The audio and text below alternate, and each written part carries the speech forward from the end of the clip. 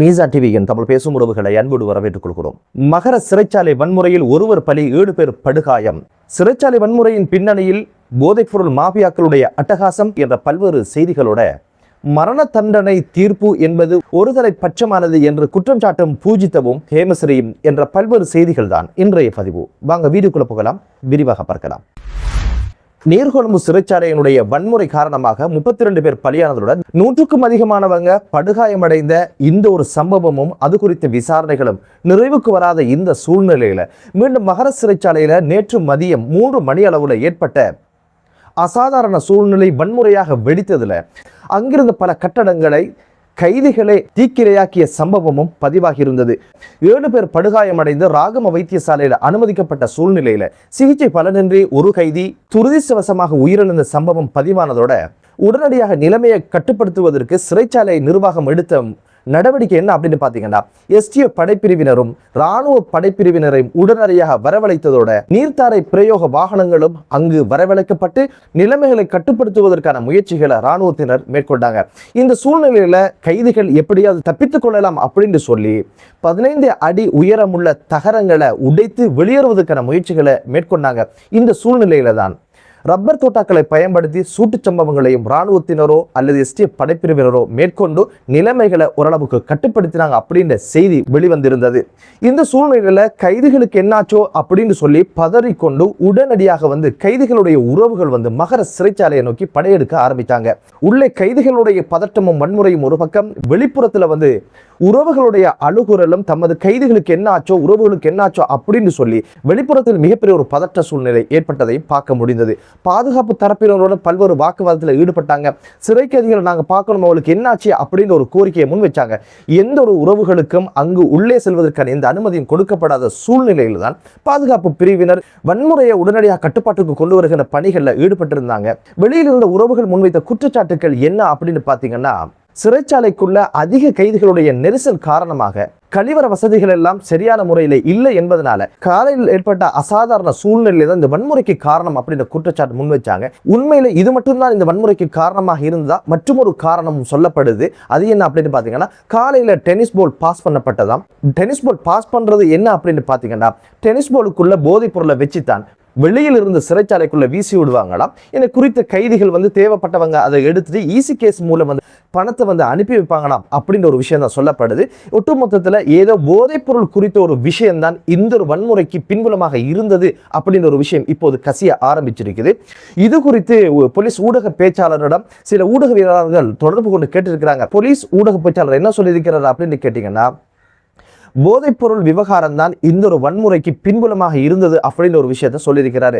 அப்படியாக இருந்தா டென்னிஸ் பந்து வீசப்பட்டதும் அதுக்குள்ள போதைப்பொருள் இருந்த ஒரு விஷயம் குறித்து அதிகாரிகள் விசாரணை நடத்த போன இடத்துல தான் கைதிகள் எங்களையா விசாரிக்கிறீங்க, இதுவரை காலம் இப்படித்தானே இது நடந்துச்சு, இப்ப என்ன புதுசா விசாரணை அப்படின்ற மாதிரி என்னவோ அங்க ஒரு பிரச்சனை நடந்திருக்கு, கைகலப்பு நடந்திருக்கு.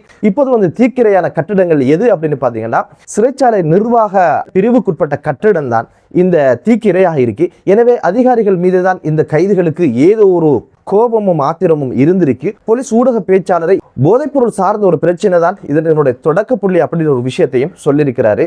என்னதான் இருந்தாலும் நீர்கொழும்பு சிறைச்சாலையினுடைய வடுக்கள் ரணங்கள் காய்வதற்கு முன்னால், ஆறுவதற்கு முன்னால் மீண்டும் மகர சிறைச்சாலையில இது போன்ற ஒரு வன்முறை வெடித்திருப்பது என்பது எதிர்காலத்தில் பல்வேறு சிறைச்சாலைகள் இது போன்ற வன்முறையில் கட்டவிழ்க்கப்படுவதற்கான ஒரு எதிர்கூறலாகவும் கட்டவிழ்ப்பதற்கான ஒரு எத்தனிப்பாகவும் இது இருக்கலாம் அப்படின்ற ஒரு விஷயம்தான் இப்போது அஞ்சப்படுது. உண்மையிலே கைதிகளுடைய நெரிசல் அப்படின்ற ஒரு விஷயம் மகர சிறைச்சாலையில் இருக்கா அப்படின்னு கேட்டீங்கன்னா, தாராளமாக இருக்கு அப்படின்ற விமர்சனங்கள் தான் முன்வைக்கப்படுது. போதைப்பொருள் மாஃபியாக்களால் ஏற்படுகின்ற விளைவுகள் சாதாரண விஷயம் கிடையாது. இதுவரைக்கும் இருந்த அரசுகள் இது பற்றி கணக்கில் கொள்ளாததன் காரணமாக இது போன்ற பிரச்சனைகளை கடந்த கால அரசுகள் எதிர்நோக்கல. ஆனா அரசு போதைப்பொருளை இல்லாதொழிக்கணும் அப்படின்ற ஒரு விஷயத்துல குறியாக இருப்பதனால இது போன்ற பிரச்சனைகள் எழுவது என்பது தவிர்க்க முடியாத ஒரு விஷயம். அரசு அசந்து போகாமல் இதை எப்படி முடிவுக்கு கொண்டு வரலாம், இதை எப்படி தடுக்கலாம் என்ற விடயங்களை ஆராய்ந்து அதுக்கான நடவடிக்கைகள் எடுக்கணும். போதைப் பொருளுக்கு அடிமையானவங்களுடைய நிலைப்பாடு என்ன அப்படின்னு பார்த்தீங்கன்னா, போதை வியாபாரத்தை நிறுத்தினாலும் போதை பழக்கத்தை நிறுத்த முடியாது என்பதுதான் தெரியுது. நீர்கொழும்பு சிறைச்சாலையினுடைய மருந்தகத்தை உடைத்தவங்க என்ன பண்ணினாங்க அப்படின்னு கேட்டீங்கன்னா, அதில் இருக்கின்ற மருந்துகள் எல்லாம் அளவு கடந்து பயன்படுத்தி மயக்க நிலைக்கு போனதாகத்தான் நீதிமன்றத்தில் வாக்குமூலங்கள் அளிக்கப்பட்டதிலும் சாட்சியம் அளிக்கப்பட்டதிலும் சொன்ன விஷயமாக இருந்தது. போதைப் பொருளுக்கு அடிமையான சிறை கைதிகள் ஒரு நாளும் அதை விடுவதற்கான வாய்ப்பே கிடையாது. போதைப் பொருள் கிடைத்தால் அமைதியாக இருப்பாங்க. அது கிடைக்கலைன்னா ஏதோ ஒரு வன்முறையை தூண்டி வெளியில் போயிடலாம், தப்பித்துக் கொள்ளலாம் என்ற முயற்சிகளை எடுக்கிற ஒரு பின்புலத்தில் தான் இந்த ஒரு விஷயம் நடந்து முடிஞ்சிருக்கும் அப்படின்ற ஒரு விஷயம் தெரிய வருது. நீர்கொழும்பு சிறைச்சாலையில் தொடங்கினது மகர சிறைச்சாலை வரைக்கும் வந்து நிற்குது. காலி சிறைச்சாலையும் கடந்த காலங்களில் சில பதட்டங்கள் உருவான சூழ்நிலை அதுவும் கட்டுப்படுத்தப்பட்டதாக சொல்லப்படுது.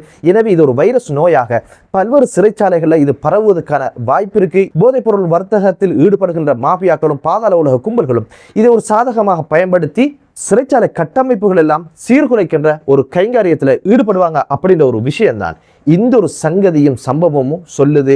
எனவே இது குறித்து அரசு கூடிய கவனம் செலுத்தி இந்த பிரச்சனைகளுக்கு கூடிய சீக்கிரம் தீர்வை முன்வைத்து ஒரு கட்டமைப்புக்குள்ள சிறைச்சாலைகளை கொண்டு வரணும் அப்படின்ற ஒரு வினயமான ஒரு வேண்டுதலோட அடுத்த செய்தி என்ன அப்படின்னு பாத்தீங்கன்னா, மரண தண்டனை கைதிகளாக இப்போது சிறைபிடிக்கப்பட்டிருக்கின்ற முன்னாள் போலீஸ் அதிபர் பூஜித மற்றும் பாதுகாப்பு அமைச்சருடைய செயலாளர் ஹேமஸ்ரீ பெர்னாண்டோ இருவரும் நீதிமன்றத்தில் தெரிவித்த கருத்து தான் நேற்றைய தினம் ஊடகங்களில் பெரும் பேசுபொருளாக மாறியிருந்தது.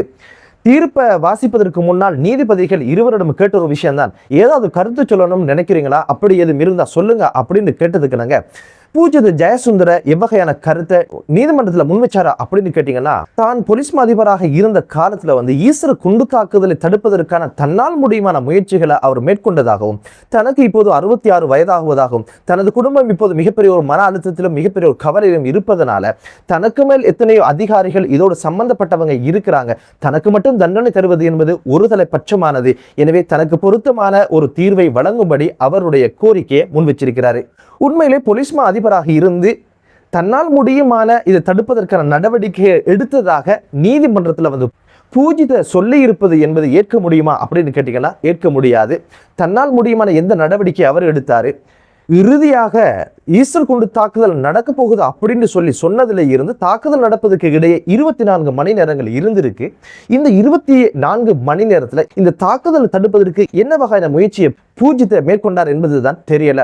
பாதுகாப்பு துறையினரை உரிய இடங்களுக்கு அனுப்பி வைப்பதற்கு முடியாவிட்டாலும் ஆக குறைந்தது ஒரு ஊடக மாநாட்டை உடனடியாக நடத்தி நாளைய தினம் எந்த ஒரு ஆராதனைக்கு மக்கள் போகக்கூடாது, இப்படியான ஒரு பயங்கரவாத தாக்குதல் நடத்தப்படுவதற்கான வாய்ப்புகள் இருக்கு என்று சொல்லி இருந்தாலே நிச்சயமாக மக்கள் ஆராதனைக்கு போயிருக்க மாட்டாங்க. இத்தனை உயிர்களும் நிச்சயமாக பாதுகாக்கப்பட்டிருக்கும். இந்த ஒரு விஷயத்தை கூட போலீஸ் அதிபராக இருந்து பூஜித்தையால் செய்ய முடியாமல் போனது எதனால என்ற கேள்வி நியாயமானது. அதுபோக ஹேமஸ்ரீ பெர்னாண்டோவிடம் கேட்கப்பட்டதற்கு அவர் என்ன சொன்னார் அப்படின்னு கேட்டீங்கன்னா, நான் ஒன்றும் பாதுகாப்பு செயலாளர் கிடையாது, பாதுகாப்பு அமைச்சருடைய செயலாளர், தனக்குன்னு வரையறுக்கப்பட்ட அதிகாரங்கள் தான் இருந்தது. என் மீது வைக்கப்பட்டிருக்கிற குற்றச்சாட்டுகள் அனைத்துமே அதனுடைய அமைச்சர் மீது வைக்கப்பட வேண்டியது. அதுக்கு பொறுப்பாக இருந்த ஒரு மைத்திரிபால சிறிசேன, அவரை தாண்டி என்னால் எதுவும் செய்ய முடியாது. பாதுகாப்பு கவுன்சிலை கூட்டுவதாக இருந்தாலும் சரி, ஊரடங்கு சட்டங்களை போடுவதாக இருந்தாலும் சரி, இது குறித்த நடவடிக்கை என்னால் எடுக்க முடியாது. எனது அதிகாரத்துக்குள்ளதான் என்னால் பயணிக்க முடிந்தது, பணியாற்ற முடியாது.